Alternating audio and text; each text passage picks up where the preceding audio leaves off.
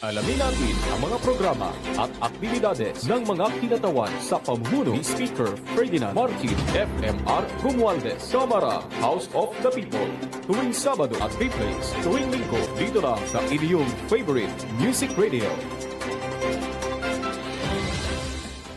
This hearing of the Committee of the Whole is resumed.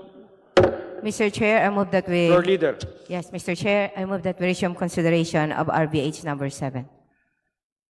There is a motion to resume consideration of our resolution of both houses number 7.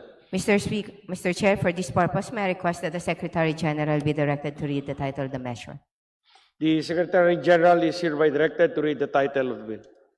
Resolution of both houses number 7, a resolution of both houses of Congress proposing amendments to certain economic provisions of the 1987 Constitution of the Republic of the Philippines, particularly on Articles 12, 14, and 16. Mr. Chair, I move that we recognize the the gentle lady from ACT Teachers, the Honorable Franz Castro, to continue her interpellation. Representative Franz Castro, you have the floor. You may proceed with your interpellation. Thank you, Mr. Chair. And may I also request the Majority Floor Leader to answer my questions, Mr. Chair. Okay, so kanina, Mr. Chair, no, pinag-uusapan natin yung mga procedure. After we have approved yung RBH 7, it is possible na magkakaroon ng amendments aside from the 3 that we are talking or the 3 that are contained in RBH 7. Tama po ba, Mr. Chair? It is possible that a member may propose amendment, but as to whether or not that amendment will be accepted by the sponsoring committee or the plenary is a different story. Oh. Pero pwede may mag-propose, pero not necessarily will be accepted. Yun lang. Well, tignan po natin yung mangyayari, Mr. Chair. Yeah, Kasi, as I've said, yung suspicion can only be yes. disproven by the turn of events. Yeah. Earlier, the Chairman Rufus Rodriguez brought out about the resolution on both houses, number 2, during the time of Speaker SB. And there are meron pong 7 na amendments. So, is it possible na during the amendments, like for example, yung ownership ng land, yung tungkol sa media, yung tungkol dito sa Section 10 ng Article 12, and so on po. Pwede po bang masama yun doon? It will depend on any member who would propose that amendment. But if you're going to ask me, may a member propose such an amendment, then nothing prevents a member from proposing such an amendment. In fact, nothing prevents a member from proposing an amendment to delete, as suggested by former Supreme Court Justice Renato Puno, just to delete the 3 entire instead of providing. But as I've said, may propose, but as to whether or not that will be accepted by the sponsoring committee, and if rejected, can be appealed on the plenary, and kung manalo sa appeal, that's the only time that it will find itself being included in the resolution. Yes, thank you po. So malinaw na po sa atin na pwede pa rin po talaga na mag-propose. As provided, talagang there is nothing cynical about that, and wala hong masama doon because it's a procedure allowed by our rules. Yes. Kung very substantial amount of amendments nga po. So, for example, 3 lang yung nandito, and then you will propose 5 na nandoon. Pwede ba mangyari yun, Mr. Chair, dito sa ating procedure? Hypothetical po yan. Hindi ko masagot yung hypothetical kung may mag-propose or not. Hindi ko masasagot yan. Hintayin na lang ho natin kung may mag-propose, gaano karami, and if it relates to the to the subject matter being taken up by the resolution. But kung may magpro-propose, as I've said, it's a right of any member during the period of individual amendment for that to propose anything. But again, under our rules, subject to the acceptance by the sponsoring committee, or if rejected, can be appealed to the plenary. Okay. Thank you po, Mr. Chair. So this is a committee of the whole, Mr. Chair. So kapag na-approve po ito, no, yung ating mga amendments, yung ating RBH 7, and kung merong mga amendments, and then magkakaroon ng BICAM, at kung iba po yung magiging version naman ng Senate ngayon na ginagawa, and then later on, nag-BICAM. Eh kung, Mr. Chair, hindi po nagkasundo doon. So halimbawa, nagboto. Here in the House of Representatives, we got the 3/4 of all the members. Pero doon sa Senate, yung kanilang yung kanilang RBH 6 or 7 ay hindi naabot yung 3/4. So, anong mangyayari doon, Mr. Chair? Wala ho. Wala. Ang pinakamaganda ho example dito, local bill. Yan na lang ho, para magkaintindihan tayo. Halos lahat ho tayo may local bill. Na pag napasa yung local bill natin dito, kailangan madala sa Senate, di ba? Kailangan may aksyon ng Senate doon. Pag walang aksyon ng Senate at nirereklamo na maraming kasama, na maraming local bill, pero hindi na-approvean doon, walang local bill. Pero yun po yung local bill. Pinag-uusapan natin, Mr. Chair, ay amendments to the Constitution. As I've said, alam niyo ho, hindi ko humalaman kung saan ho tayo na hindi nagkakaintindihan eh. Dahil ang sinabi ko na nga ho, we are taking this up in the nature of a bill.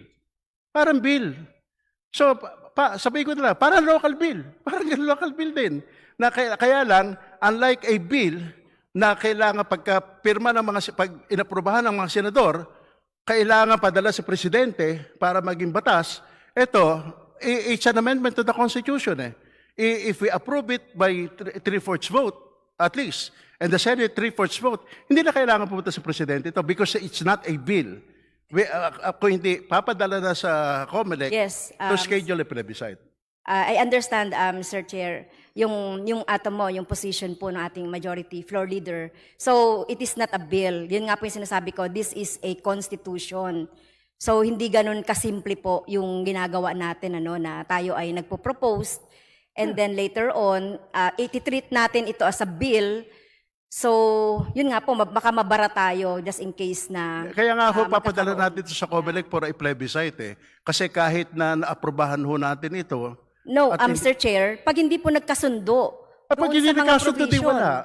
So, wala po tayo. Kaya nga sabi ko nga, parang local bill nga eh. So, is it possible, Mr. Chair, that we will magtitipon tayo as Constituent Assembly, yung jointly na?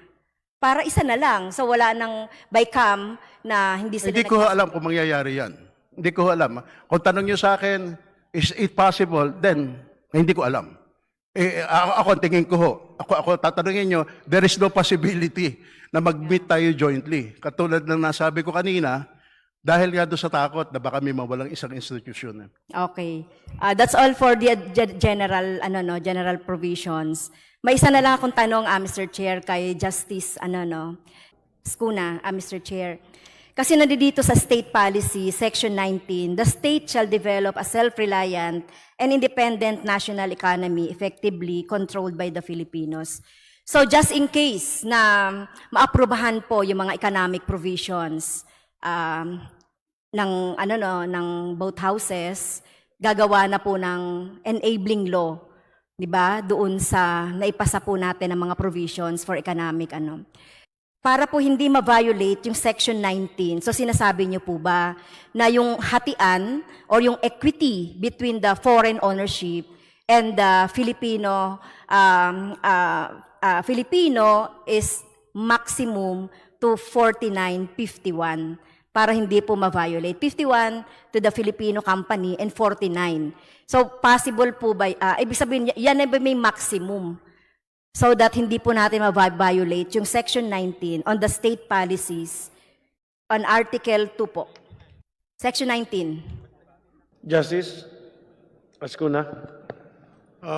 Thank you, Mr. Chair. Yes, in case of approval of this proposed amendment, it's possible that legislation will reduce the percentage, maximum percentage, will increase the maximum percentage from 60-40 to 51-49, for instance, as an increase of from 40 to 49 for foreigners. 51 would be Filipino.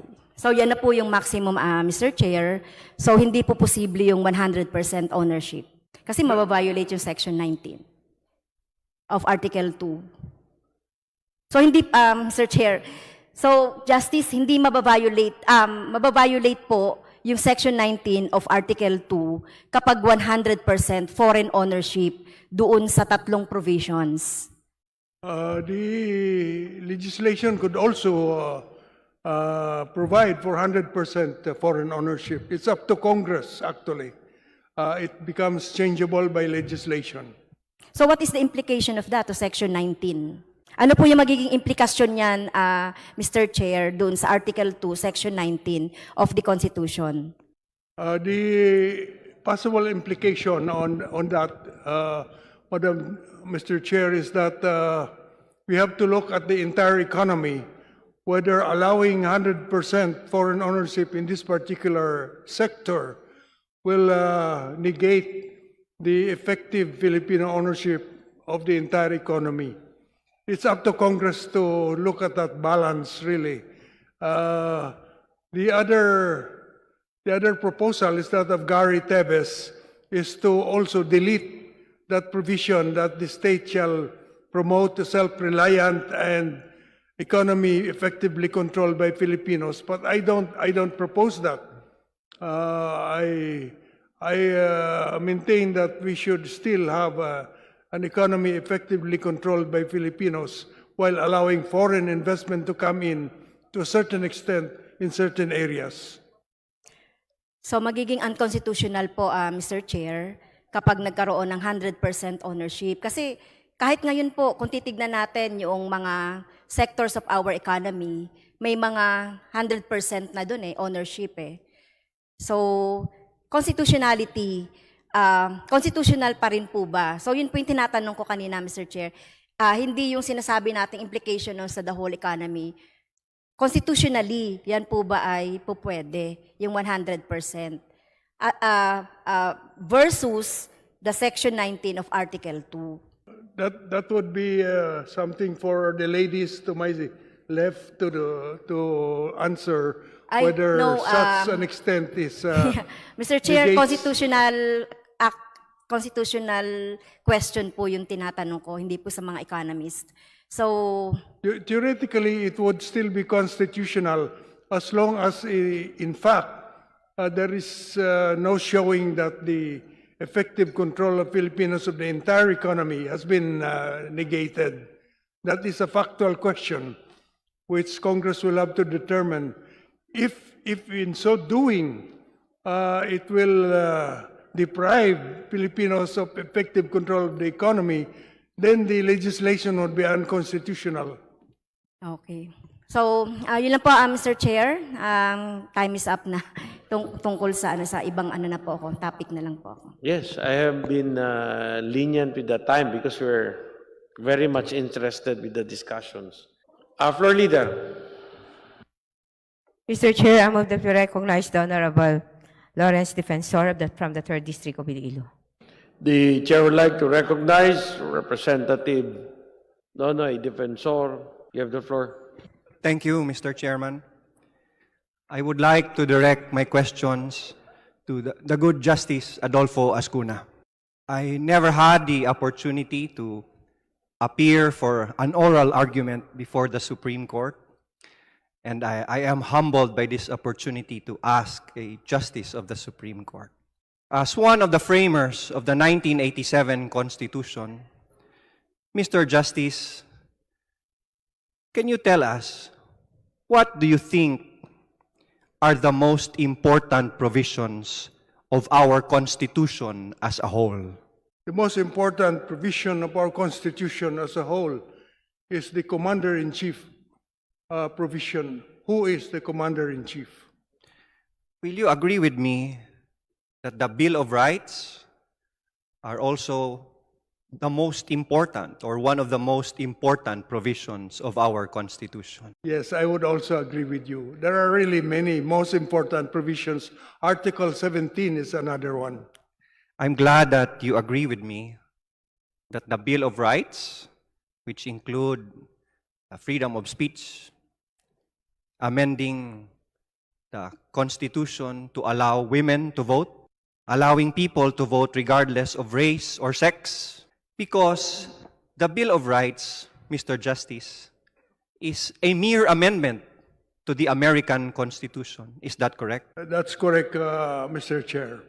And if they did not allow any amendment to their Constitution, we would have no Bill of Rights, women will not be able to vote, and so many other things, including freedom of speech, freedom of religion, as well as all the other rights vested in their Constitution. Is that correct? That is correct, Mr. Chair. Although in our case, the late Lino Broca was able to amend the Bill of Rights and in fact improve it by adding freedom of expression. That's correct. Something that even the United Nations has recognized, because there is now a special rapporteur of the United Nations for freedom of expression. That's correct. My point is that we should not be afraid of change or amendments, because we might just find out by trying an amendment that it is good for us. Is that correct? That's correct, Mr. Chair. I had to ask that because our Constitution, especially our very first Constitution, the 1935 Constitution, was adopted using the American Constitution, which already has 27 amendments, and those amendments, some of which contain enactment clauses, specifically 6 enactment clauses, similar to our proposed phrase, unless otherwise provided for. There are 6 enactment amendments or enactment phrases in the United States Constitution, which reads, "The Congress shall have the power to enforce this article by appropriate legislation." Mr. Chair, before we used to think that the world is flat, we used to think that everything revolves around the earth. But people stood up on the right side and stood up for what is correct, and now we are on the right side of history. Going further to the phrase, "unless otherwise provided by law," there is a concern or an issue raised that the phrase, "unless otherwise provided by law," could be construed as another form of amendment to the Constitution. And that it was raised that why don't the authors themselves already fix the limits for equity of foreign investors? Mr. Chief Justice, just to give the members and the public a better perspective of what we are talking about, can you distinguish for us in very plain language what is legislative power and what is constituent power? There's really 2 ways of making these changes. One is to make the percentages. Sir, sorry to interrupt you. As a justice of the Supreme Court, we respectfully request that you distinguish for us, in the simplest terms, what does legislative power mean and what does constituent power mean? The legislative power is the power to make ordinary laws, whereas constituent power is the power to propose changes, amendments, or revisions in the Constitution. And by that, do you agree with me na kapag sinabi nating nagpo-propose tayo ng amendment sa ating konstitusyon, by inserting the phrase unless otherwise provided by law, that is an exercise of our constituent power. Correct? I agree, Mr. Chair. And once that phrase inserted in the Constitution, unless otherwise provided by law, has been approved by all Filipinos in a plebiscite, such that it is already included in our Constitution, the laws passed by Congress under the phrase unless otherwise provided by law is an exercise of our legislative power. Am I correct, sir? That's correct, Your Honor.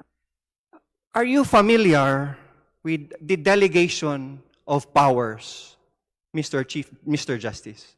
That is not delegation but an authorization, I think, Mr. Chair. I agree, sir.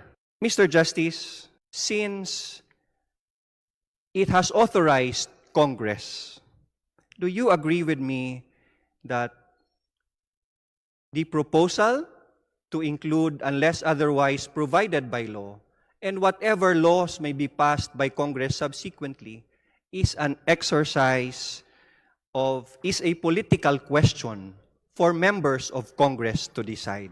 Is that correct, sir? That is correct, Your Honor. It's a question of wisdom now, and therefore it's a political act. Thank you for confirming that, Mr. Justice. Mr. Chairman, in the case of Tanyada versus Cuenco, 100 Phil, page 105, 1957, the Supreme Court defined a political question as those questions which, under the Constitution, are to be decided by the people in their sovereign capacity, or in regard to which full discretionary authority has been delegated to the legislative or executive branch of government. Clearly, inserting the phrase unless otherwise provided by law should not be considered as another form of amending the Constitution under Article 17. It is delegation by the Constitution to Congress na magpasa ng batas kung ano ang nararapat na ilagay na equity restriction. Halimbawa, in telecommunications, kapag napaabrobahan po natin ang unless otherwise provided by law, hindi po ibig sabihin na 100% ng telecommunications ay pwede ng pagmamayari ng isang banyaga. Pwede pong ilagay natin na 60-40 pa din. Pwedeng 100% ang telecommunications na pagmamayari ng mga dayuhan. Ngunit, bakit mahalaga na nasa kontrol ng Kongreso itong equity limitations? Kasi kung maganda naman palang 100% pwedeng pagmamayari ng dayuhan at nakakabuti sa ating lahat with the safeguards provided in the law, bakit hindi natin gawin? Makakabuti yon sa tao. Pero dahil nilagay natin unless otherwise provided by law, kung hindi pala maganda na ibibigay natin ang 100% ownership ng telecommunications, transportation, railway, pwedeng bawiin ng ating lehislatura o ng Kongreso para ibalik natin sa 60-40 para tayo na naman ulit ang may majority stake at may control. I had to ask that just to clarify to everyone, especially the public, to distinguish legislative power, constituent power, and how it applies to inserting the phrase unless otherwise provided by law. May I ask Yusek Edilion of the National Economic Development Authority, in all the data presented by those for amending the Constitution or the economic provision and by those against amending the economic provision, pare-pareho pong malinaw na base sa inyong datos, countries like Singapore, Malaysia, Thailand, and Vietnam are less restrictive or the least restrictive sa kanilang economic provisions. Is that correct? Yes or no? Yes, Mr. Chair. Does it also mean that just because they are less restrictive in their economic provisions, ay effectively controlled na ang ekonomiya nila ng mga dayuhan kasi less restrictive sila? I don't believe so, Your Honor. I agree with you.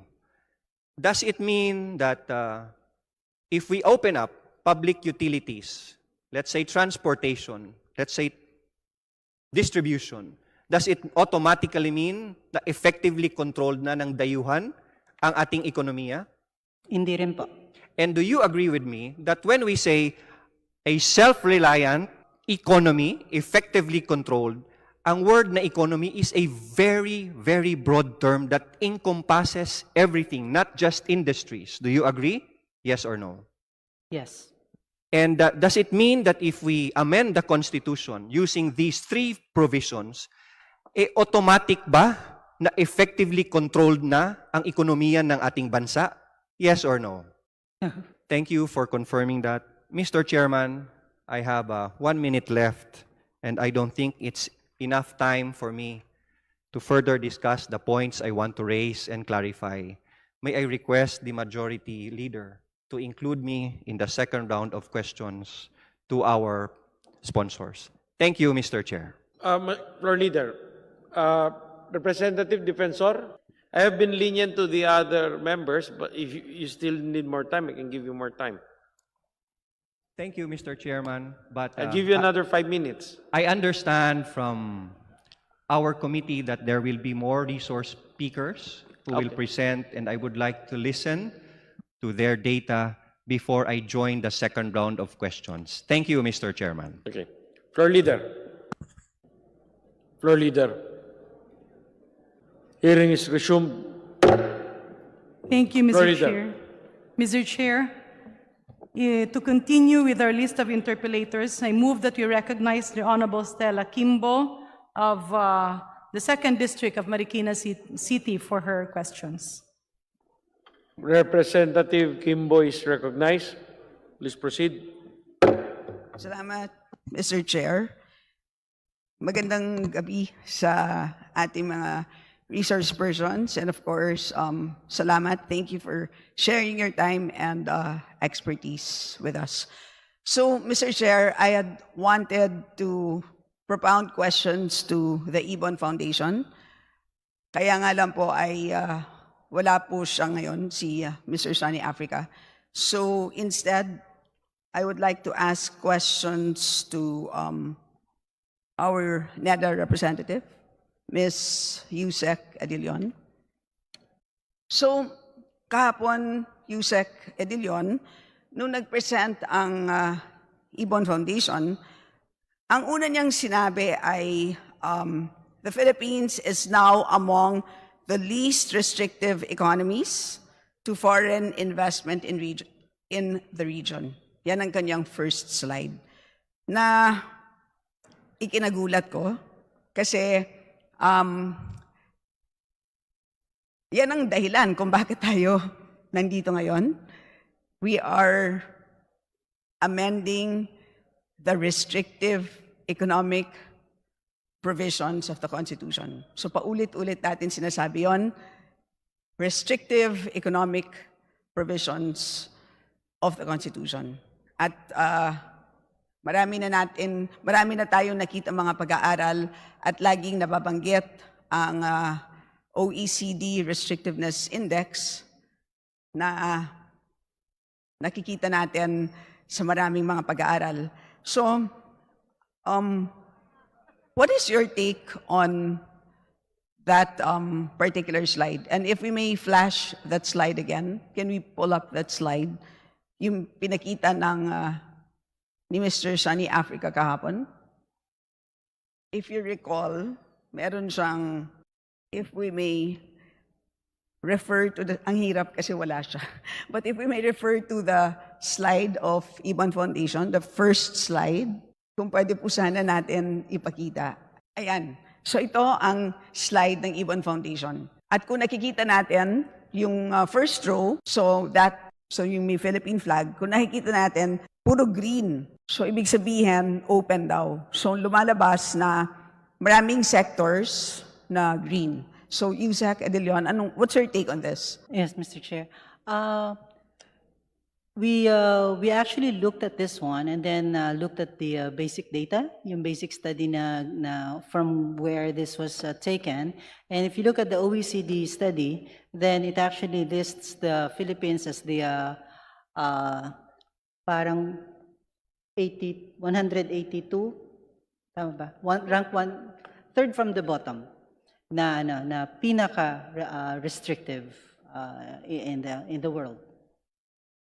So parang, ang sa akin kasi parang ang lumalabas, parang tila nagkaroon ng cherry picking, parang namili ng sectors na bukas na anyway. Halimbawa, may telcos, merong retail trade, merong tourism, merong healthcare, merong power, at ito namang sectors na to, halimbawa power sector, railway, airports, etc. Yan naman ay bukas dahil during the 18th Congress, kung naalala ninyo, inamyendahan natin ang Public Services Act. Tama po ba? So talagang aasahan talaga natin na bukas talaga siya. Pero kung titignan natin ay maraming mga sectors ang left out dito sa listing ng Ibon Foundation. Tama po ba? Tama po. In particular, yung mga sector na gusto pa natin buksan. Tama. Tulad ng education and advertising.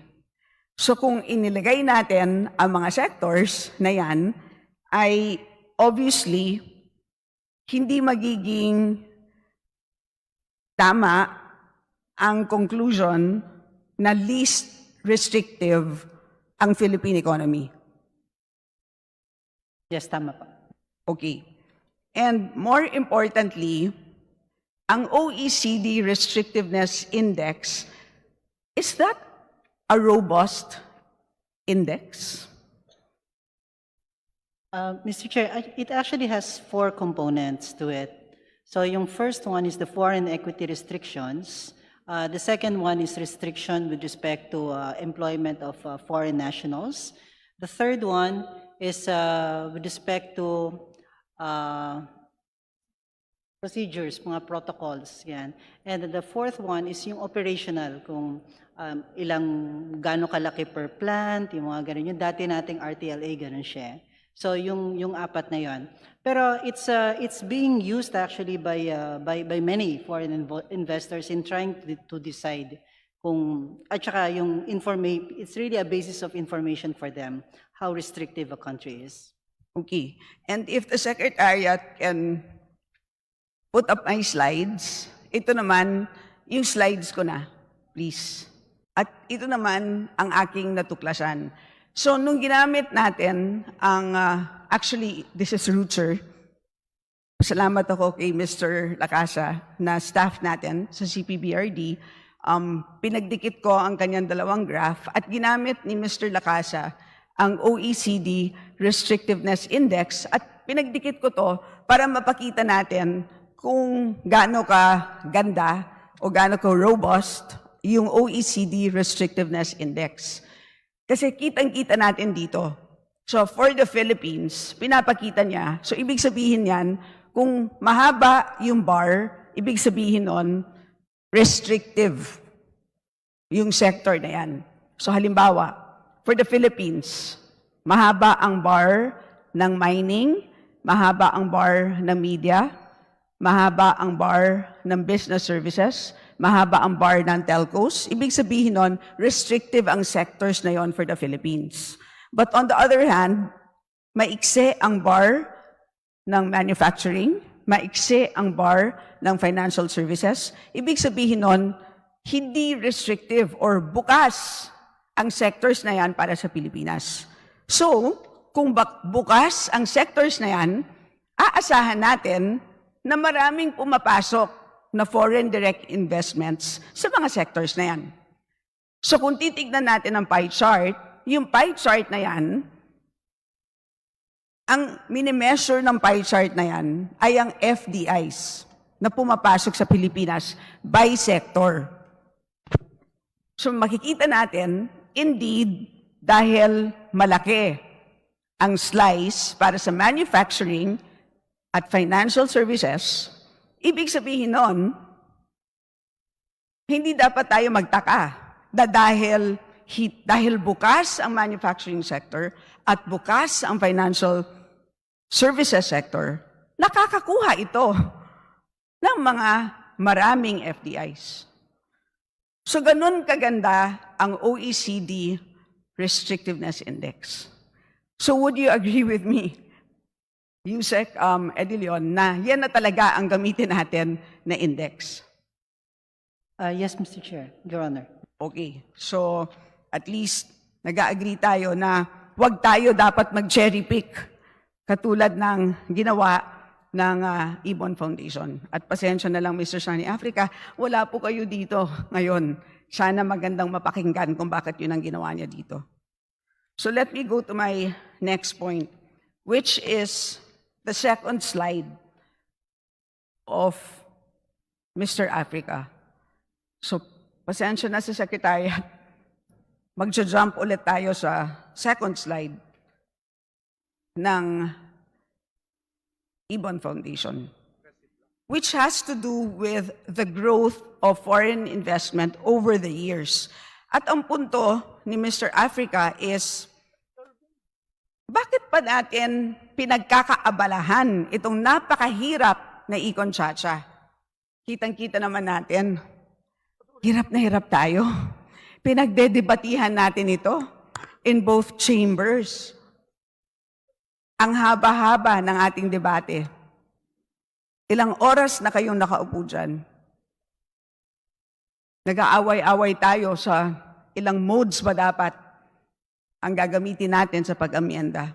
Napakahirap na gawain ito. Bakit ba natin kailangan gawin ito?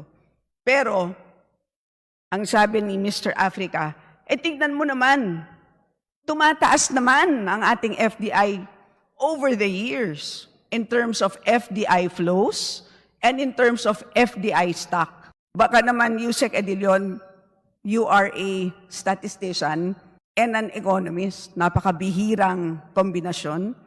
Pwede niyo bang ipaliwanag sa amin ano bang pagkakaiba ng FDI flows at FDI stock? Yes, thank you, Your Honor.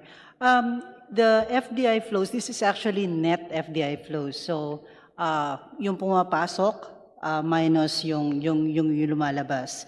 So, yung mga pumapasok sa atin, there would be equity inflows, and also kapag halimbawa yung mother company nagpautang sa kanyang subsidiary dito, that will be counted as inflow. Meanwhile, meron ding reinvested earnings. So, nagstay lang naman dito yon. And then yung lumabas is repatriated na earnings, and then yung mga nag-withdraw mismo. Yung binawasan na nila yung branches nila siguro, or nagsara altogether. So, this one is actually very, very, what we call a noisy data. It's very time-sensitive. Kasi depende kung yung mother company nagkaroon ng problema. We have seen that happen in some companies dito, di ba?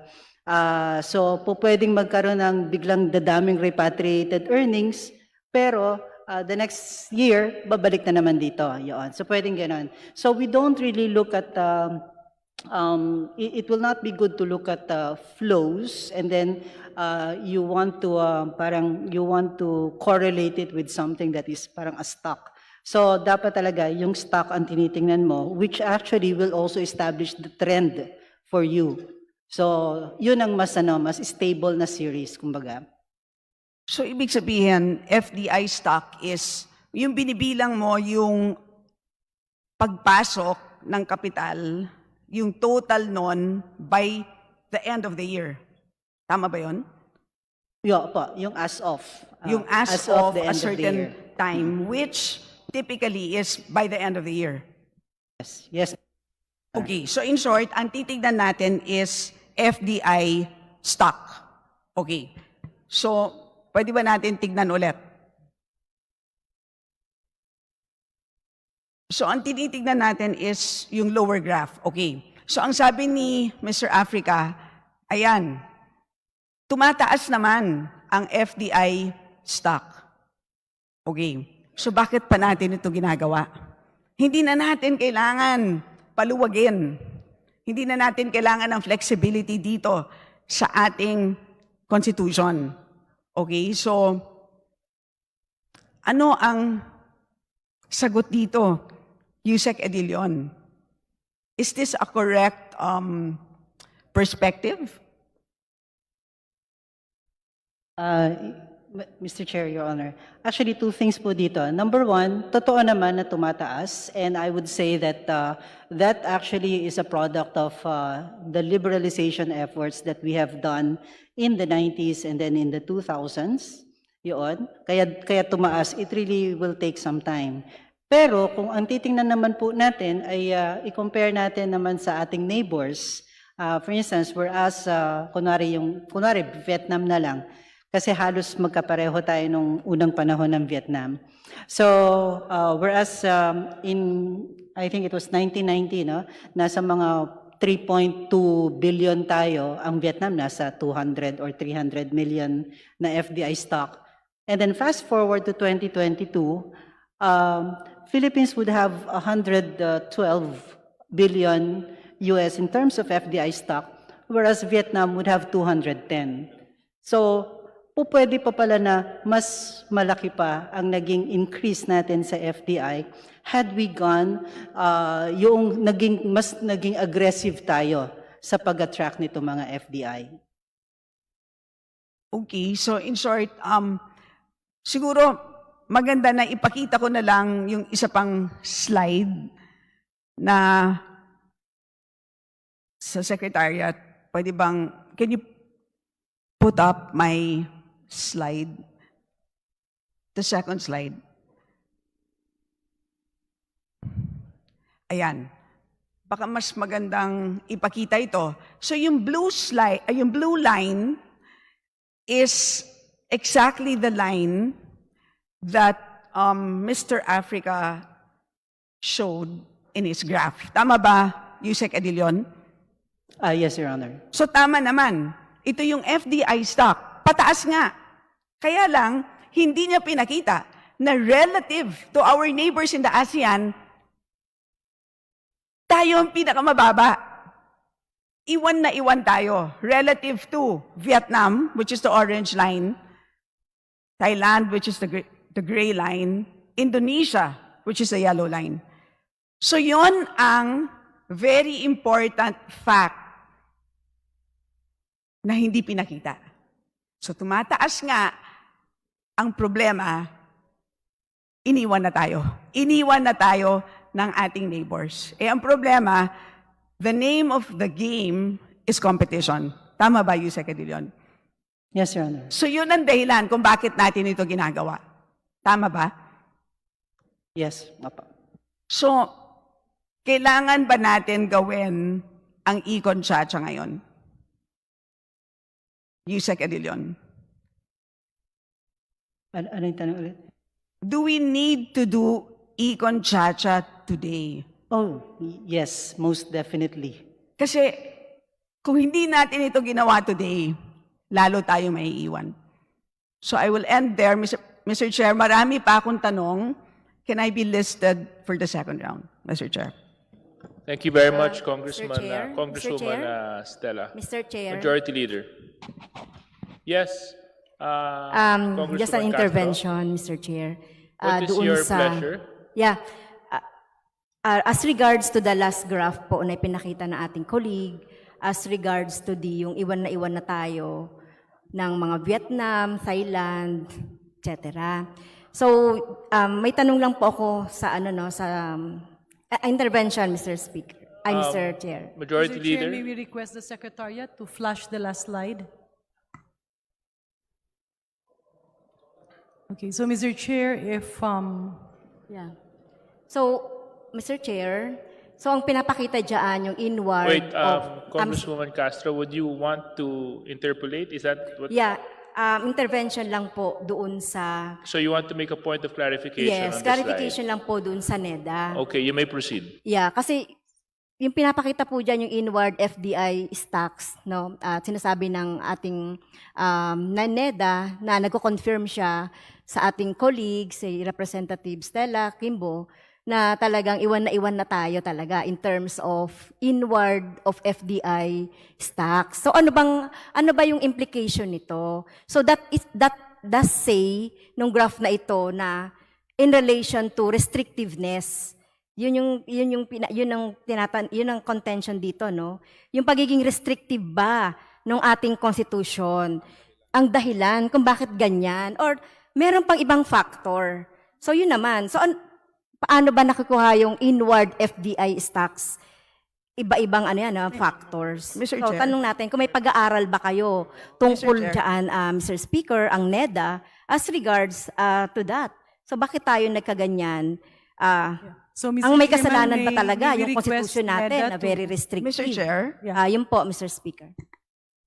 Mr. Yes. Chair. Mr. Chair. That was actually my next question, but because my time is up, I asked to be listed in the second round. So if I could actually pursue that line of questioning, if I could, but in the second No, round. Otherwise, if you would give me Insofar additional as minutes. yeah. Anyway, insofar as the question was directed to you in a slide that you presented, I will allow you to answer and enlighten the Mr. question. Chair, Mr. Mr. Chair, Chair, with mukhang record- Mr. Mr. Chair, if I may. Okay. Mr. Yes, Chair. Congresswoman Castro, wait. Yeah, Majority Yeah, Leader. Mr. Chair, if I may, the current status is that it was the time of the Honorable Stella Kimbo, and there were actually follow-up questions. And I believe the next question that the Honorable Stella Kimbo wanted to put forward was brought up by the Honorable Franz Castro. With this, Mr. Chair, may I move that the representative from NEDA be allowed to answer the question of the Honorable Franz Castro. And Mr. Chair, in addition to that they will move at the proper time, maybe you can give the Honorable Stella Kimbo an extension of 2 minutes. Okay. So you may proceed. NEDA muna. We'll have Nether first, and then Majority Leader, if it's okay with our members, we'll give Congresswoman Stella Kimbo a few minutes to also give her reply. Yeah, we don't have any objections, Mr. Chair. Thank you very much. Neda. Yes, thank you, Mr. Chair. Yes, meron pong naging study dyan. We looked at, there is a multi-country study.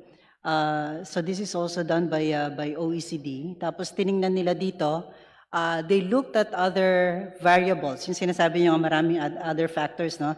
Ease of doing business, nandyan din yung governance, nandyan din yung tinatawag dito gravity model eh. Kung gaano kakalapit si host country at saka si source, no? Si source and destination country, naging colony ba siya, magkapareho ba sila ng lingwahe, in terms of human capital, all this, even the infrastructure is also included. But the results would say, and this is very robust, that even controlling for these factors, yung impact on restrictiveness is statistically significant and it's negative. Tapos, like I said kanina, 4 yung components no, ng restrictiveness index. Kapag ang kinonsider mo lang is the equity restrictions, that also comes out as negative and statistically significant. Thank you, Mr. Chair. So, Thank you very much, Neda. Congresswoman Kimbo. Yes. So just to tie it up with the Iban Foundation slide, because I believe that Kong Francis' question, I believe, stems from a slide which came from the Iban Foundation presentation. And if I may, can we refer to that slide, which says reducing restrictiveness doesn't even guarantee foreign investment? And if we can put up that slide, because I believe that dun kasi nanggagaling eh, dun humuhugot talaga ang si Mr. Sonny Africa. Sinasabi niya, wala naman talagang koneksyon yung pag-iis ng restrictiveness sa pagtaas ng FDIs. Ang sinasabi niya, walang correlation yan, walang relasyon. Pag nirelax ninyo ang equity restrictions, wala yan kinalaman sa pagtaas ng FDI. So, ang tanong ko kay Yusek Edilion, wala ba talaga? So which is a follow-up question, di ba? Wala ba talaga? So ang sabi ni Yusek Edilion, actually merong isang paper by Fernando Mistura and Caroline Roulet. It's a 2019 paper entitled The Determinants of Foreign Direct Investment Do Statutory Restrictions Matter? And in this paper, it covers 60 countries. So Yusek Edilion, dito sa paper na to, sakop ba ang Pilipinas? Kasama ba ang Philippines sa study na to? Yes, Your Honor. You are a statistician, tama? Apa. You have a PhD in statistics, tama? Economics pa. Economics. A Master of Science degree in Statistics. Okay. Kong Stella, can we wrap this up? Yes. So, with your expertise, masasabi mo na robust ang evidence dito. Yes, Your Honor. So, may relationship ang pagbaba ng equity restrictions at pagtaas ng FDI investments. Yes, that's correct. And in addition, kahapon, narinig ninyo ang statement ni Ms. Hazel Percon at ni Mr. Rucher Lacaba. Tama? Yes. And ano ang sinabi nila? Yung findings ba ng studies nila, do they corroborate the findings of Mistura and Roulet? Yes, essentially. So all three studies would indicate that may relationship ang pag-ease ng restrictions sa pagtaas ng FDI investments. Tama ba? That's correct, yeah. So would you agree with me that, again, yung slide na to sa Ibon Foundation presentation is not accurate.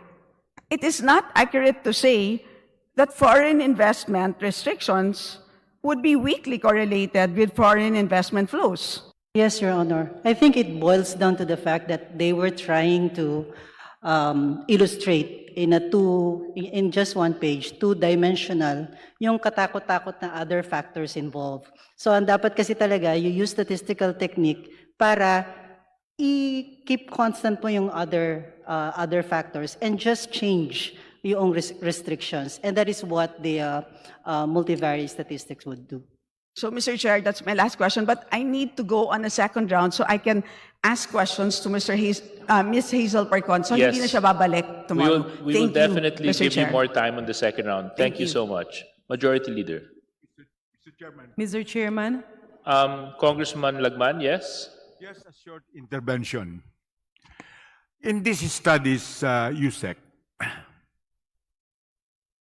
is there any statement that in a scale of 1 to 10, what would be the correlation of constitutional restrictive provisions to the entry of foreign direct investments? Sure. There is actually a very expressed statement in the article that says that of the four restrictiveness components, it's actually the statutory restriction, which is the constitutional restriction, that negatively affects the most yung FDI. When you say the most in a scale of 1 to 10, where does it point to? Kung yung apat ang i-rank? No. The restrictive constitutional provisions, what is its correlation to the entry of direct foreign investment if you have a scale of 1 to 10? And there is no study yet on that. Minus 0.28 eh. The elasticity is a minus 0.28. So, ibig sabihin, if you are able to, naka-index siya, na? So if you are able to relax by, let's say, 10 percentage points, then tataas ang foreign direct investments by 2.8%. Because there are other determinants That's of right. direct Yes. of foreign direct investments. As we have said previously, ease of doing business, where we are lagging. Then with the corruption index, official corruption, again, we are lagging behind. Then in the stability of government policies, again, we are not scoring well. Also in the infrastructure support investments, as well as the speed of the internet and the cost of power. So there are so many determinants. And I am just asking whether these other determinants could induce more investments if properly addressed, even if we do not amend the Constitution. Please proceed. Mr. Chair, yeah. The thing is, if there's a statutory restriction, then that's the first, that's the first, kumbaga, gate, or that's the first barrier na eh. So kung close na siya kaagad by statutory, restrictions, hindi na rin the other factors won't matter. They would matter, of course. Mr. Chair. Even if we remove the constitutional restrictions, if we don't address these other determinants, the investors will not come. Yes, definitely, Your Honor. Thank you. Dapat mo nang tanggalin si first barrier. Mr. Chair, with due courtesy to our very good colleague whom I admire, unfortunately, we still have 5 members who would wish to avail of the first round. I am ending my intervention, Mr. Chairman, but I just would like to have a point of information. Yes. Let's allow the point of information to be clarified, and then I'm sure Congressman Lagman will be winding up soon so that we can proceed with our 5 other interpolations. Earlier, a colleague said that the Bill of Rights of the Philippines is virtually patterned after the United States. That was the impression given to us.